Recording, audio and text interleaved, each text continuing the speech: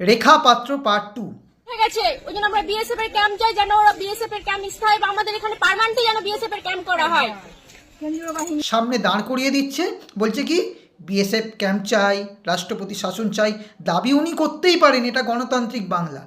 কিন্তু অদ্ভুতভাবে সাংবাদিক প্রশ্ন করছেন এই এলাকার নাম কি, উনি যে এলাকায় দাঁড়িয়ে বক্তব্য রাখছেন তিনি বলতে পারছেন না। অর্থাৎ তিনি ওই এলাকার মানুষই নন। কোথায় এটা জায়গাটা?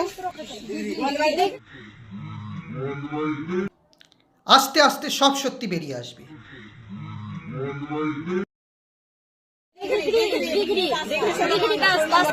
পেছনের কিছুজন ভদ্রমহিলা ছিলেন, তারা বলে দিচ্ছে, ভালো করে ভিডিওটা দেখলে বুঝতে পারবেন। समझ रहे हो? 16 नंबर वार्ड। আপনার নাম?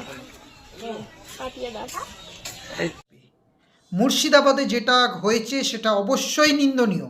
আমরা তীব্র নিন্দা শুধু করছি না, এবং মমতা বন্দ্যোপাধ্যায় সরকার যথাযথ পদক্ষেপ নিচ্ছে, কিন্তু রাজনৈতিক উদ্দেশ্য প্রণোদিতভাবে বাংলার মানুষকে ছোট করছে, বাংলাকে বদনাম করছে।